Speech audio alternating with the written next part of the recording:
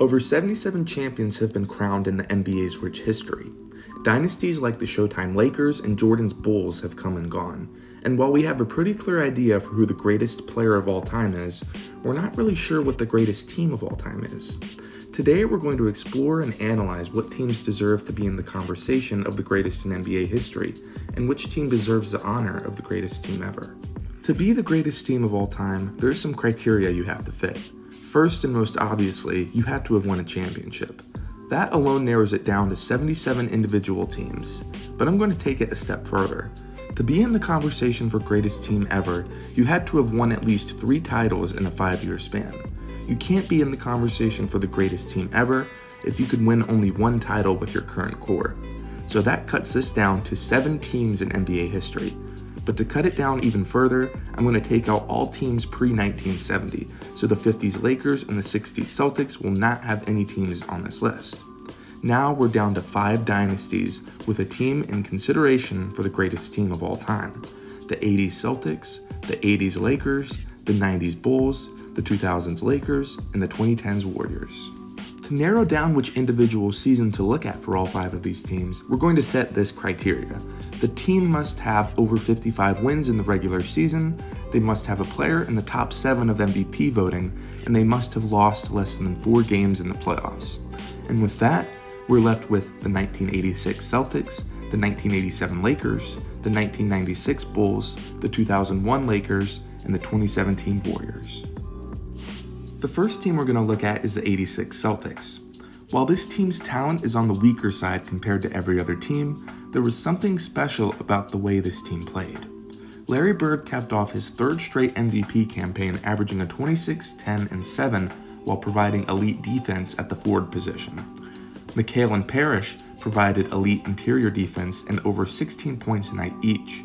Dennis Johnson was a veteran point guard who controlled the tempo and gave elite perimeter defense each night. Notice a common denominator? Not only was this team an offensive juggernaut, they also were statistically the best defense of that season and allowed only 104.7 points per game. The 86 Celtics finished with a 67-15 regular season record and the top record in the NBA.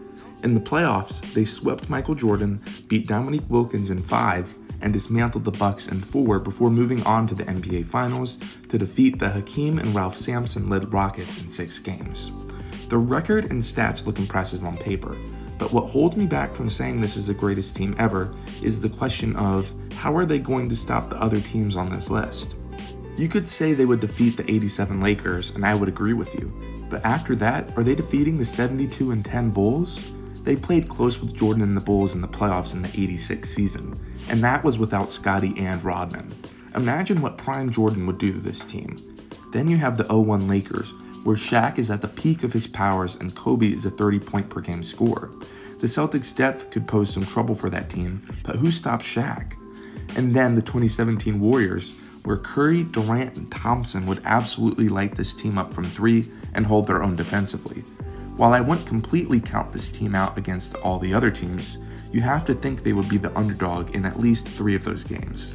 Despite this, the Celtics from a teamwork and chemistry standpoint stand head and shoulders above the rest of the teams on this list. And while they're not my greatest team ever, it's completely reasonable to say they're the greatest team ever. Next, we're going to talk about the 87 Lakers. It's hard to pinpoint which 80s Lakers team is best, because you have to find that sweet spot where Kareem is young enough to contribute as the 2nd or 3rd option, and Magic and Worthy are at the peak of their powers. And this 87 team is likely the point where the Lakers team is fully immersed into winning an NBA title. It's also the point where Magic Johnson took the reins from Kareem as the leader of the Lakers, averaging 24 points a night, setting the table for guys like James Worthy, a 19-point per game scorer, and Byron Scott, a 17-point per game scorer. This led to the Lakers winning 65 games and finishing with the best offense in the league. In the playoffs, they lost only 1 game before reaching the NBA Finals against the Celtics, where they won the NBA title in 6 games. Comparing this Lakers team to another team on this list, like the 01 Lakers, is tough because it all comes down to one factor. Is Kareem Abdul-Jabbar able to defend and score like he would in his prime? Going up against a center like Shaq is a tough task for every team to handle, but the one man on any of those teams that could have done it is Kareem. If he comes out moving like he did in the early 80s, is there a team that could stop this one? Is there any defender that could stop Magic when he drives to the paint, where he could either score or pass it to any of his teammates for an open jumper? But the odds are that 39-year-old Kareem just wouldn't have had enough to defend Shaq, and he'd likely get in foul trouble pretty quickly. And while his defense is still solid at this point, would he or any of his teammates be able to defend a Steph Curry and Kevin Durant scoring attack? While this team is really solid, I would rank them as the 5th greatest team ever, because their defense, while average in 1987, would get demolished by every other offense on this list. Next on the list is the infamous 1996 Bulls, who won 72 regular season games. This was the first full season with Michael Jordan back on the Bulls, and he put up a 37-4 with elite defense, capturing his 4th MVP. You take that and you add Scottie Pippen's 19-6-6 with elite defense, and Dennis Rodman's 15 rebounds a game with elite post defense, and you have the greatest NBA team of the 20th century. I already mentioned that this team won 72 games, boasting the best offense and defense in the NBA, but they also ran through the playoffs with a 15-3 record, and then won 2 straight titles in the subsequent years. While you could argue that this isn't the best version of Jordan or Pippen, you could argue that this was the most motivated they were. Jordan came back in the middle of the 95 season, and the team just didn't look the same. They lost in the second round to the Magic, and many thought the Bulls era was over. But that just added fuel to the fire, and the Bulls won 3 straight titles after that. Compared to the rest of the teams on this list, you can't say they're the most talented, but you could convince me that if they came out with the fire that they did in 1996, that they could, on any given night, beat any of the other teams on this list. Next, we have the 2001 Lakers. I chose this Lakers team who went 56-26 over the 2000 Lakers, who went 67-15, because their 15-1 playoff run proved that when Shaq and Kobe were motivated, they were almost unstoppable.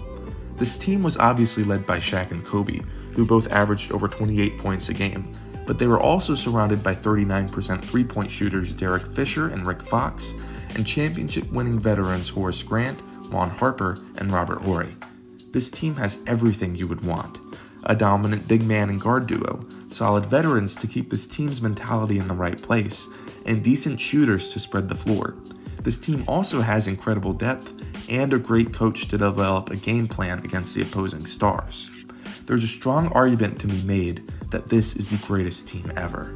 There's no defender on any of the other teams that could contain both Shaq and Kobe, yet I'm still hesitant to crown them as the greatest team ever. If you put them against the 2017 Warriors, do they have the defensive chops to defend Steph, Clay, and KD? If you put them against the 96 Bulls, are we confident that Jordan doesn't shut down Kobe and Rodman doesn't at least put up a fight against Shaq, kinda like how Ben Wallace did in 2004? It's something we'll dive into deeper a little later, but first, let's talk about our final team. The 2017 Warriors have the most star power out of any team in NBA history. The fact that this team was even constructed in the first place is almost unbelievable. The fact that Kevin Durant, a top 2 player in the NBA at the time, left the Thunder to join the 73-9 Warriors, and that the Warriors even had the cap space to afford that, is an anomaly that will likely never happen again in the NBA. But in 2017, the Warriors completely dominated the league, winning 67 regular season games and finishing with the league's best offense and second best defense. If you think the Lakers' 15-1 record in the 2001 playoffs was impressive, you must think the Warriors going 16-1 in 2017 is just as, if not more, impressive. This team had almost everything you would want from the greatest team ever. Lethal shooters at every position, enough depth and star power to compete even if Steph or KD had an off night, and a championship pedigree, headlined by Steve Kerr and their 2 finals appearances in the 2 previous seasons. Compared to every other team since 2010, the 2017 Warriors would blow every elite team out of the water. The only concern with this team is size. Draymond is an amazing perimeter and post defender, but against a player like Shaq, he gets demolished. And as valuable as JaVale McGee and Zaza Pachulia were as role players, they would foul out in less than 10 minutes. Still, the offensive firepower is undeniable, and there's a world where the Warriors just outscore every team already mentioned. So that leads us into our final question. What is the greatest team ever? Through the process of elimination, I think we have to take out the 86 Celtics and 87 Lakers from the equation. As important and talented as these teams were, they just wouldn't be able to keep up with the scoring and defensive prowess of the three remaining teams. But how do we further narrow it down from there? At this point, it's up to how you feel about all these teams, but in my opinion, the answer is obvious. In my opinion, the 2017 Warriors are the greatest team of all time. They were an amazing regular season team, took only one loss in the postseason to arguably the greatest player of all time, and had the deadliest point guard through forward combination in the history of the NBA. Their team has everything but a center, but the Warriors don't really need one. While they may allow a dominant center like Shaq to score 40, will that matter if Steph and KD combine for 60? If you're worried about Kobe scoring 30, sure, he might do that, but remember that Klay Thompson was an all-defensive player in his prime. The same goes for the 96 Bulls. If Draymond can lock up Scottie, and Klay can at least attempt to slow down Jordan, their offense is a 0. And sure, you could argue that Jordan locks up Steph and Scottie locks up KD. Even if that were the case, who's going to stop Klay? The Warriors just have so much two-way depth that it's almost impossible to find a way to defeat them.